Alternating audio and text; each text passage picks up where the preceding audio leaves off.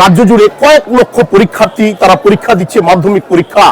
এই বিশ্বের নজর কাড়া একটা সংখ্যক পরীক্ষার্থীরা পরীক্ষা দিচ্ছে। সেই সমস্ত পরীক্ষার্থীর গার্জেন, অভিভাবক যারা, তারা নিজের কাগজপত্র তৈরি করতে ব্যস্ত, কারণ এসআইআর নামক একটা আতঙ্ক মানুষের মধ্যে ঢুকে আছে।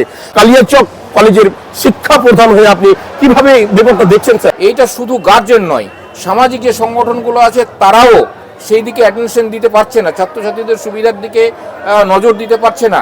এইটা একদিকে কোচি ছাত্রছাত্রীদের উপরে অত্যাচার, তাদের এই সব ব্যাপারে দায়বদ্ধতা থাকা দরকার যে কোন সময় কি প্রক্রিয়া করলে মানুষের সুবিধা। শিক্ষিত সমাজকে এর বিরুদ্ধে কিভাবে লড়াই করতে বলবেন? লেখালেখির মাধ্যমে, প্রচারের মাধ্যমে, মিডিয়ার মাধ্যমে এগিয়ে যাওয়া দরকার, যাতে করে কেন্দ্রীয় সরকার বা নির্বাচন কমিশন এই বিষয়গুলো নিয়ে সতর্ক হয়। পশ্চিমবঙ্গের মুখ্যমন্ত্রী আগে দেখলাম দিল্লি গিয়ে তিনি দরবার করতে চেয়েছিলেন, সেখানে গিয়েও অরণ্য রদন, নিষ্ফল প্রার্থনা, সেখানেও তো দেখলাম, সেখানে তো হয়নি। শাসকের দাসত্ব ছেড়ে এই নির্বাচন কমিশনকে আমরা দাবি জানাচ্ছি যাতে করে তারা মানুষের সুবিধা অসুবিধা দেখে।